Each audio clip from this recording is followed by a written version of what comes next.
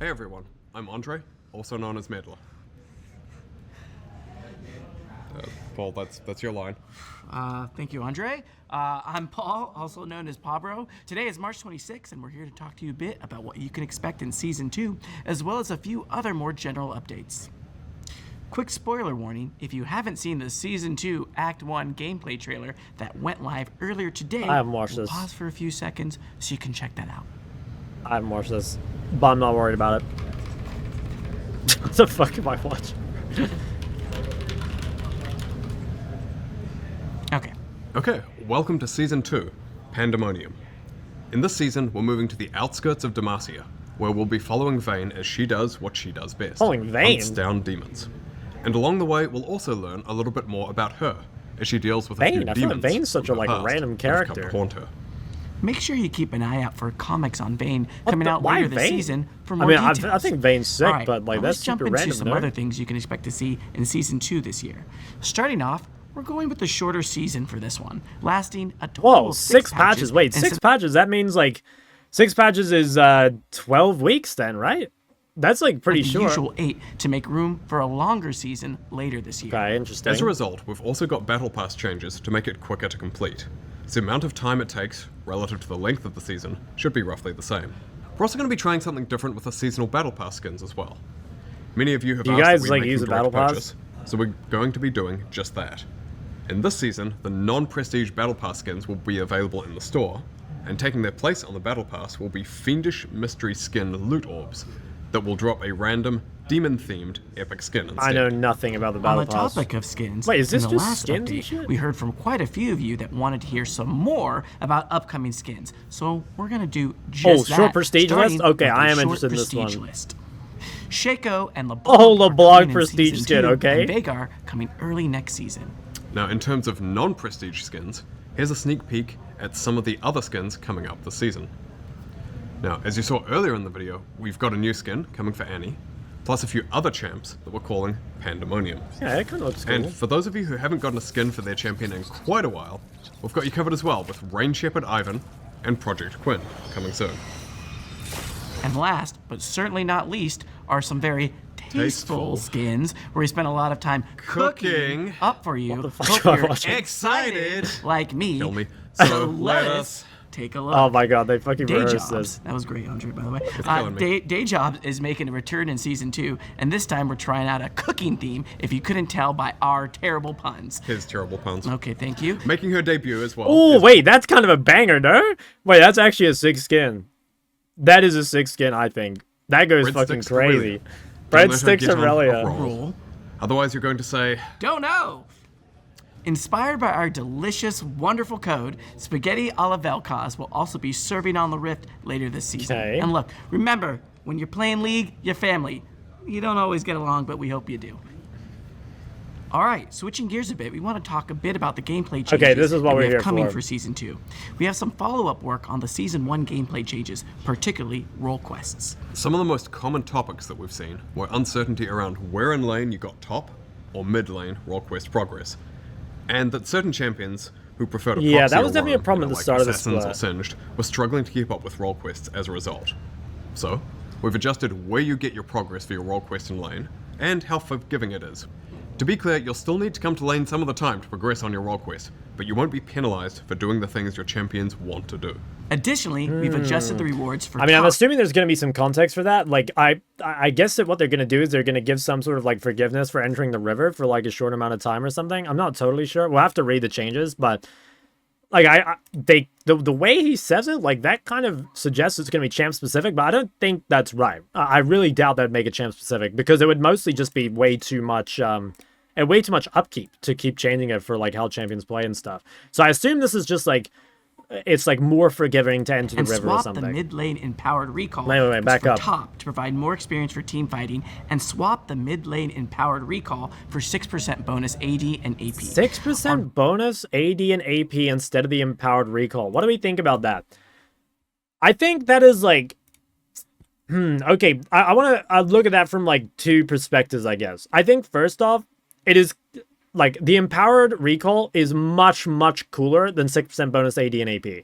The worst part about the empowered recall is that you didn't really get to choose when to use it, you know? Like, I'd really prefer if they made it so, like, the empowered recall thing was a toggle, and so rather than it, like, proccing randomly, you could actually choose when to use it. You know, like, give it a 5-minute cooldown or whatever, but, like, let you actually toggle it. It would be OP? Yeah, probably, but, like, wouldn't you say that the other role quests are pretty strong as well? You know, I think the huge amount of gold you get from AD, or the, you know, I mean, look at, like, jungle support quests or the XP from top. Like, I think that, you know, it's not like the role quests are lacking for power. And like this, I don't know, incredibly boring. Like, I think the mid quest is already probably, like, the single most boring role quest. Don't get me wrong, like, the mid lane quest is powerful. I think there's like people saying that mid lane quest is weak, I think are off base. Like, yeah, it's not as good in the late game, but it is really strong mid game. This, again, like, it kind of, I guess, gives some, like, late game parity. Like, that's why they did it. Because, like, what this means is, like, you still get a decent spike in the mid game, but obviously as you hit, like, high AP numbers later, it's still going to be very powerful, but it's just so fucking boring. I think it's so incredibly boring, and, like, I don't know, man. I think they can do way better. It's just, like, it matters a lot, like, how much... Yeah, I don't know how... Like, the top laners were over the moon. You know, the top laners were fucking so happy when they found out they could, 1, take a 3rd combat sum, and 2, reach level 20. Like, that's so sick. Even ADCs, right? Like, having the extra item slot makes things like building IE a lot easier. And then it's like, we get this, you know? What do you think are better ideas? Well, I actually think the empowered recall is a decent idea.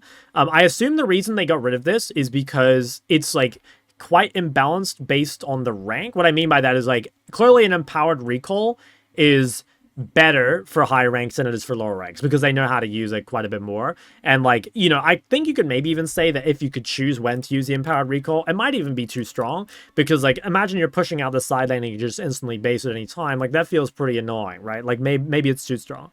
But this is just, like, incredibly boring. I would really like to see mid lane's quest be like, kind of similar to top, where you just get a TP. I think they should, and I said this in the last time I did this, I think they should take TP out of the game. I don't think you should be able to take TP, and it should be given to top and mid specifically when they complete the role quest, basically. I think that's how it should be, because that way you can consistently take combat sums mid, whether it's like Ignite or Ghost or whatever. It also eliminates TP bot, which I think is a really big problem. Like, that's one of the reasons why, like, the mages are so strong bot, is because of how they use TP. If they didn't have that, they'd be a lot more punishable early. So that's what I hope for. I don't think it's ever going to happen, but yeah. Recall for 6% bonus AD and AP.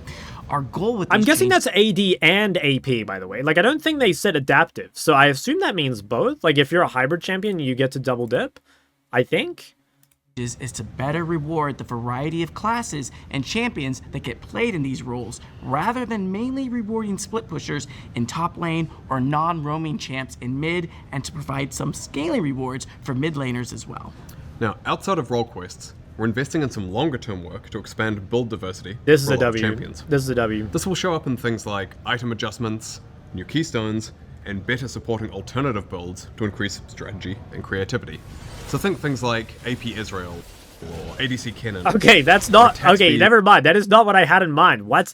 Guys, I thought what they were saying here is, like, they were going to just, like, make some unique items, right? And they were going to have, like, some champs that don't get played right now have some good items. Things like AP Israel, ADC Kennen. And what was the last one they said? AP Israel or ADC Kennen.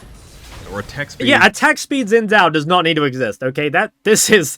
Oh, dude, they bait and switched me here so hard. Does anyone want to play against attack speeds in Dow? No. No one wants to play against that shit.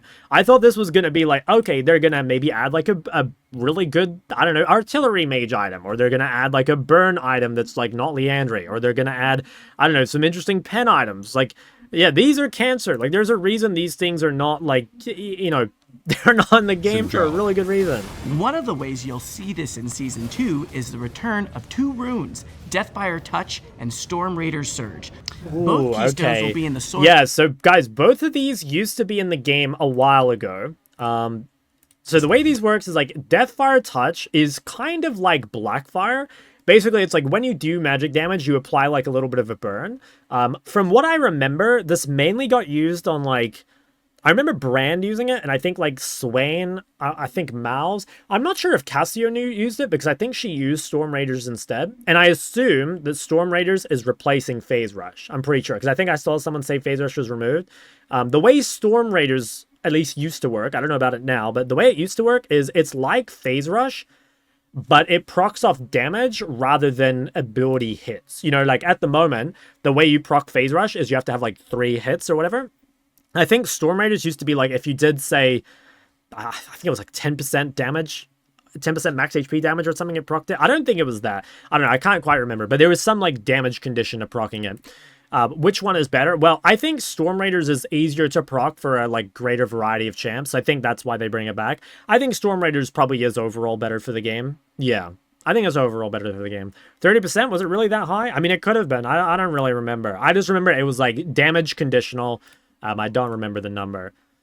Deathfire Touch and Storm Raider Surge. No, yeah, this is good. Both keystones will be in the... I really, really like keystones. You know, I think runes and items are one of the ways to change the meta the most without having to directly change every single champ that they want in the meta or want out of the meta.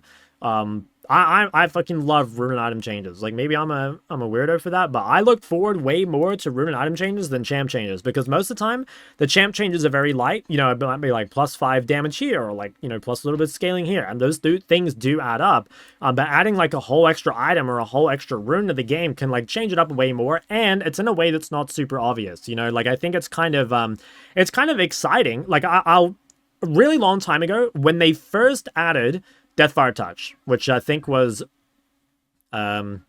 season 6 maybe, or season 7, can't remember, 6 or 7. Back then, like I remember, like first day I was super excited to queue up and just like try new things, right? I was gonna try the new keystones, gonna try the new items and stuff, and I feel like Riot doesn't really do a whole lot of that now. Like even at the start of new seasons, the item changes I feel like were not particularly large, and even if they were, I think there's no reason why they can't do like a rune change here or there, just some patch to patch. With Storm Raider Surge replacing Phase Rush. Okay, we also have a variety of item adjustments to items, including Dusk and Dawn, 2 new starting items, new Omni-Vent boots, and the removal of Trailblazer and Opportunity. We also wanted to talk briefly about the next new champion coming to League. They'll be coming out in Season 2, Act 2, so we don't want to spoil too much right now. We do want to let you know, though, that they are a AP mid lane assassin. AP mid lane assassin? Really? Dude, guys, where is our AD control mage?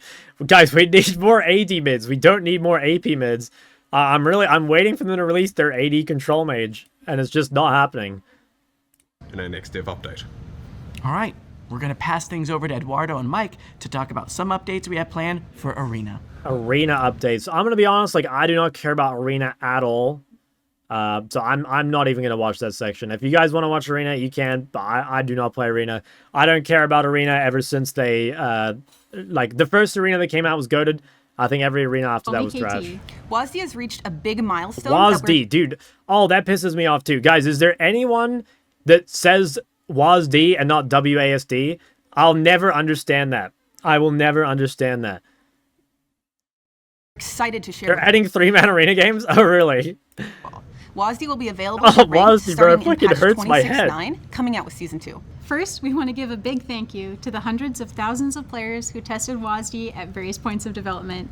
Your feedback was instrumental in getting what we call ranked ready. Dude, this is going to be interesting. Like, do we actually, I don't know, like, I'm a little scared of this, I'll be honest. Because I think there's like 2 ways that this can go. You know, there's like 2 ways this can go. Either... Oh, I don't know. Okay, maybe this is my experience playing other games. Like, the only other game I've ever played with dual input is Apex. But, like, I think there's no way that the inputs can be balanced. I don't think it's possible. And so if they're not going to split inputs, one input will just be much better than the other, I believe. It's possible they can be, like, roughly balanced, but even then, it'll be skewed in some way. Like, there will be certain champions that you have to play with WASD or you're trolling, and there'll be certain champions that the other way around. And I think that's, like, really scary. Like, again, I haven't, like, heard about this or, like, looked into this in literal months, so I don't have, like, a strong opinion on it. But I'll be honest, guys, like, one of the few things that would, like, make me quit this game would be if WASD was really overpowered. Now, I kind of suspect it isn't. I think there's a good chance that WASD is significantly weaker than just mouse and keyboard. But again, if it's even remotely comparable to mouse and keyboard, it's really fucked, I think. What do we mean by ranked ready? Well, when we began rolling out WASD, we did so in unranked queues first, so that we could address any bugs or unintended interactions before LP was on the line. And of course, we wanted to ensure that a whole new control scheme would be balanced, both in perception and in practice. I don't believe After that. I extensive just testing don't believe that. I don't think it's possible. I really don't. I don't think it's possible to balance two inputs. It isn't. Like, you can have pros and cons, and maybe they can be balanced on like a win rate perspective. But like, let's be honest, guys. Like, you know, win rate in champion balance doesn't mean much. So like, why would that mean anything with a control scheme? I just don't think there's any universe this shit can be balanced. It's either going to be like too trash, or it's going to be really analysis and overpowered. adjustments. We've gotten to the point where WASD has reached a similar performance level as point-and-click controls. Yeah, okay, There's and still that, like, that is not good, by the way. Like, I don't think that's good. Should a significantly easier input be roughly similar in power to a far more difficult one? Like, I definitely don't think so. Yeah, I really don't think so. I just think this is a whole can of worms that should not even be opened for ranked. You know, I don't. small delta I in the hate win it. rates between the two control schemes, with point-and-click having a minor advantage. We expect that difference will decrease over time as players gain more mastery with WASD, so we'll continue to monitor this stat in the future. We've also been working on an exciting new feature for all players, regardless of which control Yeah, scheme. I don't know, guys. Like even that, you know, where they talk about like the what is it? The small delta in the win rates. Yeah, they use win rates. Like, that's a really, like, again, guys, win rate is just such a horribly useless stat on its own. But like, okay, I'll give you guys like a thing about Apex. I think there's this like custom thing for Apex called like R5 Reloaded, which is basically where like they have custom games on this different server or whatever. And what they could do is they could test, they could track people's like, percentage, like how many shots they were hitting basically when they were tracking and stuff. And what they found is that like it was something like simply by using aim assist, by like having a controller, you were immediately in like the 90th percentile or something of mouse and keyboard players. That's how good the aim assist was. And it's like, even if this is like quote unquote fair at the highest level, if like, okay, if unless you're one of the best mouse and keyboard players in the world, you're better off using WASD, you will find people who just use WASD. And that's exactly what happened in Apex. And I think it's a big part of what killed the game. So I want to say, like, I'm very heavily biased against this shit, and probably too much, you know, like, I think I'm being maybe even too much unfair, but like I said, guys, if this is even remotely imbalanced, and, like, it gets to a point where, you know, it's, like, way better, it's one of the few things that would really Win rates make me between the two consider quitting control the game. schemes, with point-and-click having a minor advantage. We expect that difference will decrease over time as players gain more mastery with WASD, so we'll continue to monitor this stat in the future. We've also been working on an exciting new feature for all players, regardless of which control scheme you want to use. The ability to set up champion-specific keybinds. This is cool. This is Starting cool. I think tomorrow, this is a you dub. can configure different keybinds for all of your mates. Yeah, that's really I good. suggest hopping into the practice tool so that you have plenty of time to explore the new options before minions spawn. And last but not least, we've been recently improving several of our accessibility options for all of these control schemes. These changes include expanded keybind support, enabling remapping of your mouse, as well as increased cursor size, just to name a few. Yeah, those are good For changes. those I mean, those are really good interested, more changes. detailed information on everything we've covered can be found in a new dev blog coming out today. Yeah, we'll read We that for first sure. set out on this journey when we discovered that new players sometimes struggle with League's traditional point-and-click control scheme, with WASD officially becoming an option. Dude, that is in all so of League of interesting. Like, isn't that just such a representation of like how gaming is nowadays? Like, there's so many people now that are like coming to League and they're coming from like mobile games probably, or maybe even like, I don't know, Fortnite or some FPS or something. Because I feel like back when I used to play, or like when I started playing League, like basically everyone was playing, you know, like random RTSs and stuff. So like, yeah, obviously League's control scheme was like the Legends exact modes. same. We hope that everyone can enjoy League with whichever control scheme they find most intuitive. Thanks so much. I'll pause for the ads real quick. Actually, you're probably done. We'll see you on the Rift. All right, we also wanted to give you a heads up on something we've been working on. A really frustrating experience in League is having your game ruined by someone just straight into Oh, you. I know what that's and while like. you can report them, and they will get punished, you still have your time wasted stuck in a game you had no chance of winning because someone decided to troll. Starting in a few patches, you'll be given an option to vote to end the game early when game-ruining behavior is detected. Ooh. This will function much like when there's Oh, an this AFK is team exciting. match. Once the system detects that a player is intentionally feeding, you know, doing something like selling all their items or running it down or whatever, the other players on their team will be offered a surrender vote. If that vote, which does not include the inting players, goes through, the game will be ended then and there. Interesting. Players on the allied team will be LP neutral. Players on Wait, the enemy LP team neutral? will receive full LP, as though they had won. And the offending player, and if they have won their pre-made party, will all lose LP. And of course, the offending player will also receive a punishment. Okay, I don't know about the like LP neutral thing. Like, I get that like you shouldn't lose LP, but like, yeah, aren't you just gonna lose MMR? Because either your team is, if your team doesn't lose MMR and the enemy team gains MMR, then there's just like MMR inflation. So like that can't work. So what is it? Is it just gonna be like Aegis, where it's like cosmetic and it's like a feel good system, but it doesn't actually change anything? Like, I guess that's what it's gonna be. I don't know. Another update we wanted to share is that we're going to begin rolling out a new Discord integration Oh, yeah, with the we League talked about client, this. starting with the beta in the US, Discord Canada, integration's and Brazil. crazy. I don't In know how I short, feel about you'll that. be able to link your Discord and Riot accounts to easily invite your Discord friends to in-game parties, see who's playing, and join League lobbies See who's via party links. playing. W guys, new stalking just dropped. When we say easily, we mean literally from your friends list. No alt-tabbing necessary.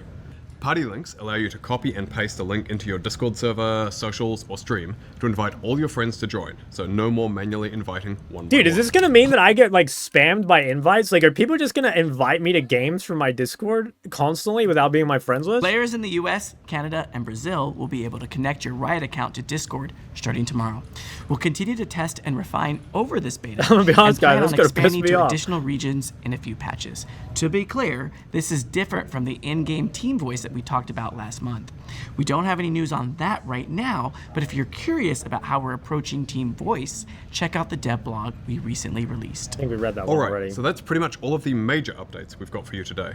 But before we go, we do have a few smaller things that we wanted to give you all a heads up about. First off, some of the League team will be showing up at Gamescom in Brazil at the end of April, so do be sure to stop by and say hi. Next up, Alright. your shop is coming back on May 5th, and the Blue Essence Emporium will be coming out the following week on May 13th.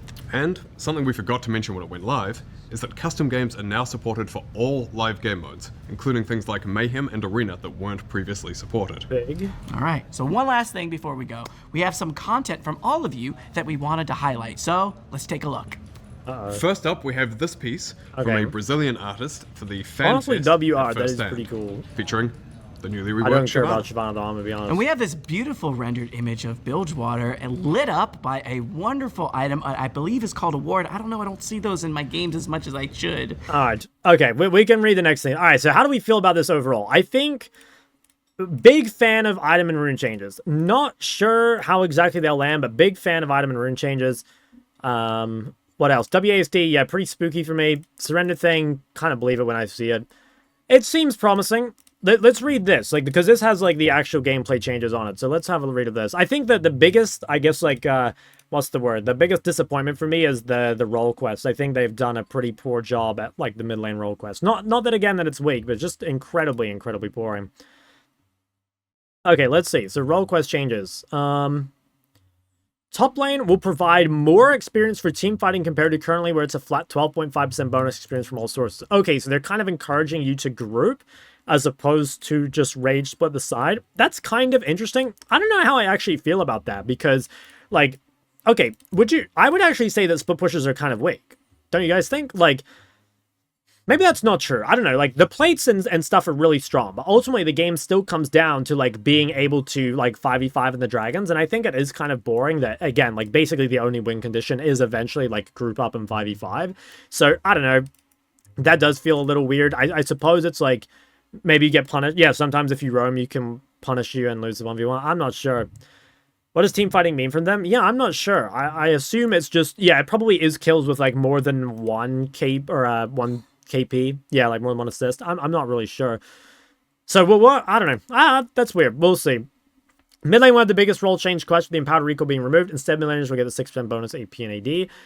Yeah, I don't know. We talked about this already. I think pretty boring, to be honest. Like, Empowered Recall, if it were an active, would be really cool, I think. It'd be really skill expressive. I'm not really sure why Riot is so, like, what's the word? I feel like Riot are really, and they've been like this for a while, they really hate when a significant amount of the player base, like, doesn't use something, right? And the OG example is DFG. Like, when DFG just wasn't getting used, they removed it because, like, most players weren't getting the value out of it. And I think that, like, okay, let's be honest, guys. Like, if you're in the elo where you don't use DFG, you probably don't care about things like this, you know? Whereas, like, if you're in an elo where you actually would use DFG, it's really exciting to have it there because it's a really, really good feeling item. And I think it's kind of the same thing here. Like, if Empowered Recall was toggleable, would it be better for challenger players than gold players? Yeah, obviously. But would gold players care that much about empowered recall being a toggle enough, or like not using it or forgetting to use it? I just don't think they would. I think it is better to kind of like encourage skill expression rather than kind of like normalize or like dumb down the game to where there's like a smaller difference between like the normal players and like the best players.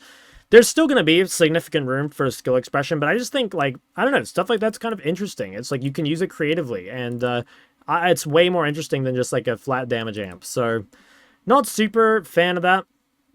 Build diversity. Okay, Trailblazer and Opportunity removed. No real opinions on that. Like, I don't really care. Dusk and Dawn will be adjusted. 2 new starting items is very interesting. New Omnivamp focused boots will add to the game. Okay, we talked about the runes. Next champion is an AP assassin. Okay, so that's just all the stuff we read. What's on the PBE? Okay, we'll read this one here. E2 now breaks stealth. What? Did Echo have stealth? I guess it means like with Senna or something? What does that even mean? E2 breaks stealth? Okay, wow, Ezreal Q AP ratio. Wow, they weren't kidding about trying to make AP Ezreal viable. Yeah, not really a fan of that, if I'm honest. Where are the actual, like, I don't want to look too much at, like, champion changes. Where are the... Okay, yeah, here are the new items. Alright, so Doran's Bow, 6 AD, 15% attack speed, 1.5% Omnivamp, and 400 gold. So I guess it's, like, if you're in a lane where... How much Omnivamp does D-Blade give? Is it 1% or is it 1.5? D-Blade. Oh, it's 2.5. What the hell is so high? Is this even good then? Like, is that even good? Like, okay, you get more attack speed, but I feel like for most champs, like, attack speed is pretty accessible. I don't know, like, that does that even look that good? Like, no health, less AD, less Omnivamp. I don't know. I guess if you're a champ that, like, needs attack speed and can't get it from elsewhere, it's 2 pots. Yeah, I guess so. Like, I guess that's, like... fine, but like, I don't know, 4 less AD, 1% less Omnivamp, and 80 less health, and like, I guess, like, yeah, you get 40 health extra from the pot, but I don't know, that feels kind of weird to me. Are people going to use this? I'm not sure. Okay, how about this one? Doran's Helm, 110 health, 10 armor, 10 MR. When do you buy this? Dude, I'm looking at this and like, I don't really understand when you buy this. So like, okay, let's say you're playing like a tank. Is there any lane you wouldn't go D-Shield? Because, like, D-Shield is incredibly broken. So, like, why? I guess, like, if you're in a lane where there's going to be no interaction at all, or you're not getting your D-Blade or your D-Shield procced often, and you just, like, don't need the HP regen, maybe. I think this one is going to be used a little more than this one, would be my guess. But it doesn't feel like it's that good. I don't know. Those feel kind of weird. I'm a little, I don't know. I could be totally wrong on these because, like, these aren't really, like, the class of champions I play. But, like, 10 armor and 10 MR is quite a bit. Like, that's a lot of effective HP early. And I guess I could see, yeah, maybe in a world where you're not so concerned about the health regen and it's more about, like, avoiding burst trades or something. Yeah, maybe that's good. Like, let's say you're playing, like, a tanky mid laner and something like Fizz. Is that better than having the regen from D-Shield? Probably, right? Because you're not going to get traded on cooldown. I could see a world where that's true. Helm versus Kiana, yeah, maybe. Dude, what would be really interesting is if you see ranged mid laners starting this. Actually, that's really important. Yeah, maybe it's good on range because, like, okay, think of it like this. Let's say you're playing Orianna or something into an assassin. Like, you can't really start D-Shield on range champions. Like, it's kind of bad. Obviously, you're not going to start Cloth Armor refillable, but, like, you could definitely go, like, Helm in one pot, couldn't you? I think you could. Yeah, low-key, that has some potential. I mean, it's going to be a very low-test buy. I'm going to be honest. It's going to be a very low-test buy, but I think that has potential. Oh, it's 450, no pot. True. Good feedback. Wait, no, you start 500 gold, don't you? Or do you start 450 these days? No, you start 500 gold. You start at 450, do you really? No, it's 500 starting. Yeah, you guys are fucking trolling me. Yeah, no, you'll get a pot. I was gonna say, because, like, you get Doran's Ring in 2 pots. Guys, I'm getting one guide by chat. What the hell? I'm, like, thinking, like, wait a minute. Like, how do I get 2 pots with Doran's Ring, then? Okay, yeah, so, alright. So you do still get 1 pot. Yeah, that's pretty good. Like, you're essentially getting, what? Like, 230 HP? And then that's, like, effective even more by, like, the armor and MR? Yeah, that feels like... I'm pretty sure this is gonna be good versus assassins. Okay, what else are they doing? Like, Dusk and Dawn changes, I guess, like, skewing it slightly towards... Oh, wait, it's actually just, like, a general nerf, and then a buff for the Spell Vamp. Gluttonous Greaves, 45 MS, 4% Omnivamp. Oh wait, this is just its own or this is like its own boot. 4% Omnivamp, passive Slay. Gain 1% Omnivamp on champ takedown, stacking up to 6 times. Okay, this is kind of cool. I could see you buying this on things like Cassio. Like, there's some games where, like, it doesn't really feel like there's a great item to buy. And instead, you just, like, you know, you might go Sorks, but it doesn't feel that good. Or you might go, I don't know, CDR, and it might not feel that good. I wonder if this is, like, secretly kind of good on mages as well. Just in general, because one issue that mages really have in the mid to late game is the ability to, like, sustain back off, like, killing camps or doing waves or stuff like that. You know, any damage that you get hit by as a mage in the mid to late game, it sticks, right? It sticks really hard, and you need some way to, like, regen that. And you used to have Ravenous Hunter, but, like, you don't have that anymore. Tier 3 Gluttonous Greaves, while above half health, deal 5% increased damage. While below half health, gain 15%... Wow, 15% damage amp on... Wait, yeah, healing... Okay, not damage, sorry. Healing, shielding, and regen amp. It's kind of interesting. I mean, that looks pretty fucking good, guys. I'm gonna be honest. Those boots look really, really good. Especially when you've already got Omnivamp. I'm pretty sure those things are broken. They're changing Shiv. I'm not gonna, like, worry too much about that. Changing Cyclo Sword looks like to be... Okay, yeah, so, like, looks like the temp buff is really good. Current health damage against minions. Okay, they're nerfing minion push speed? Making the melee a little tankier. Okay, that's kind of interesting. Nerfing the bot lane quest a little bit. Oh yeah, okay, so 12.5 to 11%. Now grants 90 bonus XP on takedown. Okay, that seems like kind of whatever. Increased XP plus level 20, new passive Rite of Ascension. Gain bonus armor and MR for each nearby enemy champion and heal for a percentage of damage they take from any source. Okay, they say that might be scrapped. Let's hope that shit's scrapped. That looks really, really broken. That looks insanely broken. I'm sure that shit's gone. I don't think that's making it into the game. I'll be honest. I mean, it depends how it's tuned, but that looks really scary. They're changing Hail of Blades. Okay, it looks like just like minor changes to all the runes. Here's the new runes. So dealing 25% of a champion's max health within 3 seconds grants MS and slow resist. So this is definitely slightly more skewed towards like assassins as opposed to control mages, I think is what they're trying to do here. Probably you will still see this on some mages. You used to see it on champs like Ori even before. But it's obviously like quite a bit weaker in team fights because it's much harder to deal 25% of like a tank's max HP or whatever. So I guess it's that. Okay, and then DFT says Damaing. Damaing, a champion with an ability, burns them for adaptive damage per second. After burning for 3 seconds, the damage to burn increases by 100% while they remain on fire. Okay, so it's like, it really encourages you to have the ability to like re-proc it. But single target is the highest. Okay, so like you... Yeah, obviously, like, dots will keep refreshing it, which makes sense. Like, there's some dots that are just going to keep going, like Brand or Kazuki or whatever, Mouse. Is there, like, what's a low... I mean, like, even something like Ori Q, right? Actually, wait, no, Ori's AoE. Single target spammable abilities. Is Ezreal... Ezreal Q would count as, like, single target, right? Maybe it's good. I mean, Ezreal can run, like, lots of different things, so... Yeah, that's kind of interesting. I mean, the fact that this lasts 4 seconds already means that, like...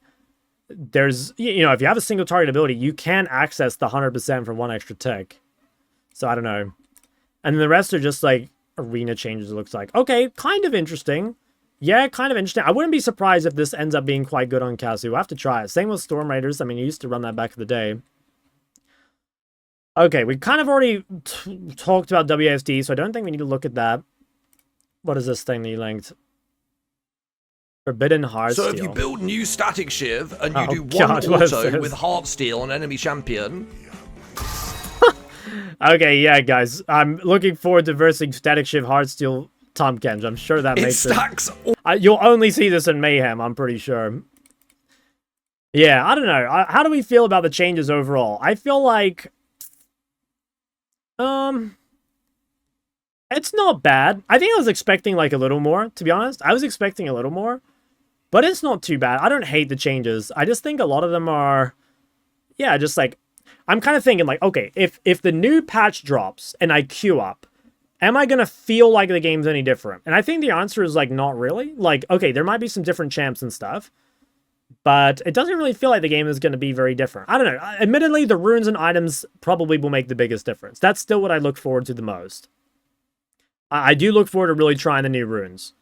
And maybe like trying out the new starting item. Quests, I think, were kind of a miss. I still think quests are kind of a miss. But yeah, we'll have to try the new runes. I think those are looking kind of good.